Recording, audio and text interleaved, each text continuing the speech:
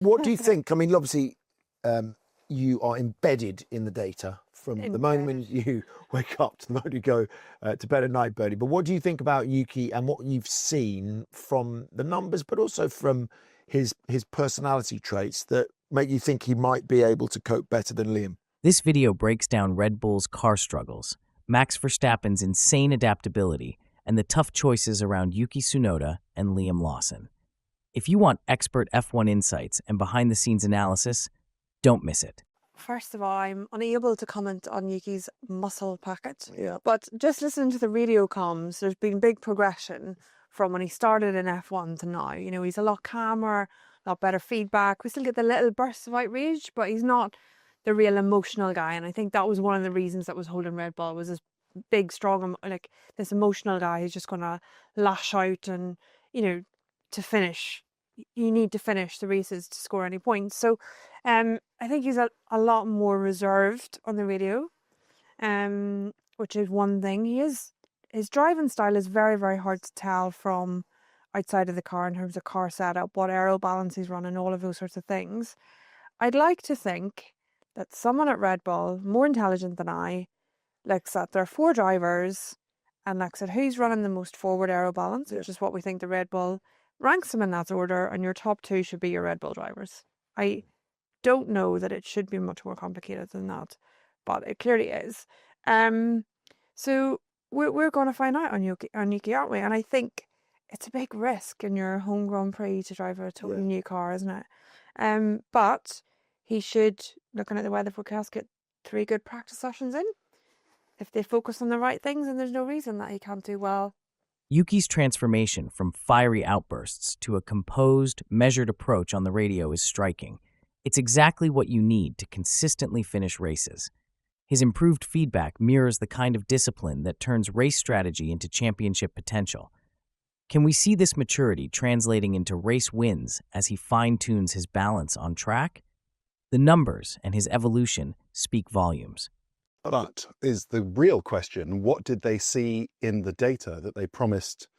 Christian promised we're going to have a look at the data. All the sensors and the and what did they see in there that suggested that Lawson could not improve? Yeah.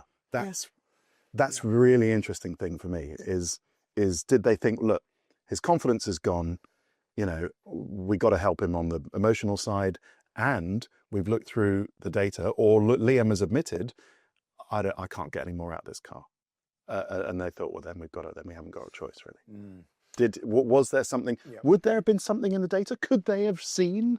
Well, I think in just GPS data or whatever, this guy's not going to improve. Surely they couldn't. China was one where they changed the setup dramatically between qualifying and race, didn't they? And took him to the back of the grid. Started him in the pit lane. Yeah, they started him in the pit lane. So, if he's really struggling to get the aero balance anywhere near what Max Verstappen is and can't handle a car in that position, that's one indication, you know. And how do you improve that week on week? It's pretty difficult.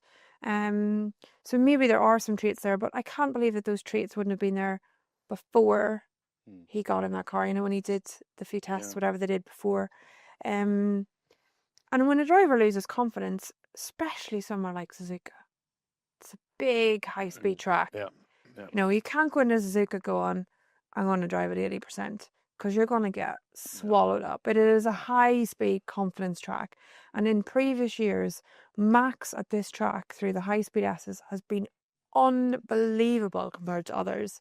So if there's anywhere that you're lacking a bit of self-belief, this is not the place. It's striking how the data leaves little room for debate. If Lawson can't match the aero efficiency and confidence levels seen in the leaders, his potential for improvement is limited. The telemetry and race feedback paint a picture of a driver who might be running out of options. Is it possible to overcome such a deficit without that extra dose of mental composure? The numbers seem to make it clear. But again, Liam Lawson had to deal with, didn't he, a broken turbo in one of the practice sessions in Australia. He'd not driven either of those tracks, but yet he's driven here in Japanese Super Formula. Same can be said for Yuki Tsunoda, who's won a couple of times, and when he was in Japanese F4 at Suzuka, he's had to wait his turn longer than any of the 9 drivers that have been in both the Red Bull Junior team and the Red Bull Senior team. And what's that, 89 races or something like that, and 4 seasons. So he's going to be champing at the bit. And he said, I would like to believe that there is a podium in me for Suzuka. And so I think all we can do is go into this weekend saying, look, commiserations to Liam Lawson. Yeah. Let's hope he can rebuild his confidence at the Racing Bulls. But we are all gunning for Yuki to do really well at his home Grand Prix because we really like him. And despite the fact that you hear him ranting occasionally over team radio, I just wonder how much of that is just the fact that the FOM directors know that he's box office and value over that. Where actually, when you meet him, he is such a nice guy. I did that feature in Singapore with him and Pierre Gasly, and he's just so polite. I mean, he's absolutely exactly what he's not like in the cockpit. He's a different He's person out in the brilliant. car. He's Yeah, absolutely yeah. brilliant. Yeah. So we wish him well. Was that the Crest to Run feature? That was that was not the real Crest to Run that Going down sort of the done. It was the Singaporean version of the Crest to Run. Of course, you wouldn't, Simon, as Dr. Helmut Marko says, be one of the many know-it-alls who object about this. But to one of the many know-it-alls, says Dr. Marko, why wasn't Tsunoda given preference from the beginning? This is because Yuki often had an up and down in his career. He did not exactly have the image of reliability and consistency. But now he's made a leap in development. The commentary highlights the stark contrast between Lawson's technical setbacks and Yuki's steady development. Despite the challenges, Lawson's broken turbo in Australia serves as a reminder of how unpredictable F1 can be, while Yuki's evolution toward consistency and confidence shows his readiness for a podium finish at Suzuka. It's a testament to the multifaceted nature of racing performance. One more thing before we move on, Simon. Can I tell you about the what Dr. Marko says about the competitiveness of the Red Bull? We are behind McLaren.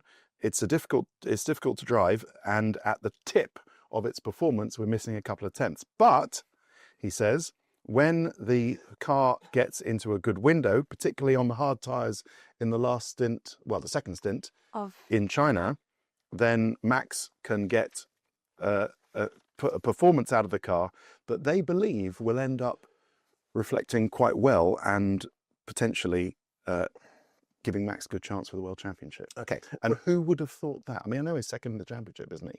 Max, still. Yeah. So Marco saying, but also the strategy of the Racing Bulls comes in for a panning from Dr. Marco. Yeah, well, they've let them down, haven't they, on a couple of occasions? In the strategy in both the two-stop in China and the we're not going to pit, it's not raining in Australia. Yeah. So the joke that I tried to make in China but was cut off by somebody crashing, which was I don't know whether I should make it. Maybe it wasn't a great joke. Them two-stopping in China was like going onto the dance floor at a wedding and thinking that everybody's going to join you, starting to do your moves. Yeah, and then nobody joins you on the dance floor. And then you have to sort of retreat back. We've all been there, Simon. We've all been there. But they were expecting people to cover. They're expecting everybody to come in and join them on the dance floor with a two-stop. And they're like, yay, two-stop. And then nobody joined them in a two-stop. And they were like, lads, I thought we were all going to two-stop. Weren't we all? Wasn't that agreed? Weren't we all going to two-stop? And everyone was like, nah. So, yeah.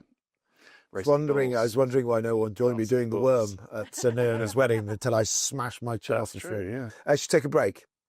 Well, we're going to. I'm just telling you that. Yeah. Okay. We're taking a break. Break time. Dr. Marco's commentary offers an honest look at Red Bull's performance challenges and opportunities. When the car is in its optimal window, particularly on hard tires during the latter part of a race, it opens the door for Max to extract maximum performance. This nuanced balance between strategy and execution is key to his championship prospects. I was going to peel back the layer of the onion. Yes. The next layer is, of course, as we say, and we said earlier, the capricious nature of the RB21 and the fact that, I know you've done a bit there, but this sort of the mid-quarter understeer it gets, then it snaps and only very narrow range, it wears its tyres. Do you think that they've made a rod for their own back, Red Bull, in that they've kind of designed this car around Max Verstappen, only he can drive it, and now they've gone a little bit too far? Even he has said that, and you look at the way he liked Guido van der Gaard's post on the fact that a lot of the drivers did, there's a sympathy for Liam Lawson because even Max knows how hard that car is to drive right now. Yeah, and I think, we've all said how great Max is as a driver and totally rated him, but I think maybe we've underrated him. Maybe we've underrated how good he is and how much he's making that car, bringing that car's performance on. But yeah, Christian basically admitted in when he was speaking to us in China during an interview that they have naturally developed the car around the fastest driver over the previous few years. And that has led them in a very particular development direction. And because their second driver has been quite fluid for a lot of those years, then they've always focused on the Drivers' Championship, not on the Constructors' Championship. Which is interesting from the comments that Ted read out. In order to get the Constructors, they need to have two drivers. But they have got regain the Constructors. Regain. They're really sore about losing the Constructors to McLaren, aren't but they? you can't really want to regain it, and quite rightly. You can't get the Constructors with one driver. You can't, and that's where it's gone wrong for them. Their buffer they had, the Red Bull of those days, where they could have one driver scoring lots of points and not worry about the second one, is gone. So they have got themselves into a development hole that they need to be able to pull out of. And at the moment, we don't see any signs of that happening. From the middle of last year, Max has been complaining that the car has not been good enough. The RB21's design seems so intricately tailored to Max's unique driving style that it almost leaves no room for anyone else to excel. The issues with mid-quarter understeer and excessive tire wear highlight how a car built around one driver's strengths can become a double-edged sword. Can a team really achieve success when their car favors one talent so heavily? This strategy may well undermine overall competitiveness in the constructors' battle. Is it like a driver who can adapt well to any car? Is it like when you sort of get in you drive whatever you drive, Ford Fiesta, you get into your mate's, VW Polo or whatever, and the brake's different and the throttle's different and the steering's different. Is it like a driver getting in there and driving it completely perfectly without thinking, oh, this is different, I don't like it? Or like a hire car? Yeah, it's a bit like that. Like, it's just, for example, and that's one of those things that I think, whenever we said about Hamilton moving teams, for example, how hard that is. In your own car, you're used to where the indicator is. You don't think about it. Like, if I was to tell you where the indicator is in my car, I don't know. But if I get in another one, I know that it's not in the same place. Right. So those little things that tell you how light you can brake, how much on throttle, instant moving your foot without thinking about where it's going to. Yeah. All those little things build up. But in these cars, it's to do with how much grip you have through corner, how much you can lean on that car through corner and know exactly where the limit is. And Max, from our understanding, is very, very good at getting right up to that limit in a very nervous car. And if he goes over it, catching it and coming out okay, we've seen many instances where he makes it around the corner. But others, you either end up driving a little bit away from the limit because you're worried about having to catch it, or you miss and you spin off. Yeah. So by just driving back that little bit from the limit, every corner is slower. Every corner. The comparison to driving any familiar car underscores the extraordinary talent required in F1. A driver who can intuitively adjust to every nuance from brake feel to throttle response is clearly operating at a higher level. Max's ability to know his limits and respond instinctively not only enhances his performance, but also sets a benchmark for adaptability and precision on the track. Are you surprised by the Verstappen camp and how silent they've been so far in the face of all this? When a car is like this, and we saw it so much at times last year, the Verstappens, particularly Max, was very vocal about that he just didn't have the car underneath him, and the noise started ramping up. It was very loud from the Verstappen camp all last year for a variety of different reasons, but I don't know, at the moment it seems tumbleweedy. He's just saying a few things to Dutch media, but not much else to anybody else. He's still second in the World Championship. Yeah. Their policy of having a clear number one driver might still work for him. Hasn't had... I would imagine he'll give it the first 5 races, wait till we get to Imola, and then maybe he'll say something. But there's no point, if he wants to say something constructive, there's no point throwing the team under the bus just yet. The marked silence from Verstappen this season, compared to the outspoken reactions of last year, appears to be a deliberate shift toward maintaining a unified front. This restrained approach aligns with a clear number one driver strategy, emphasizing the importance of not throwing the team under the bus prematurely. It's a calculated move aimed at keeping the focus on the championship battle. Red Bull's dominance is being tested like never before. An unpredictable car, a clear reliance on Max's brilliance, and tough calls on their second seat. As the season unfolds, one question remains. Can they adapt in time, or will their development strategy cost them both titles?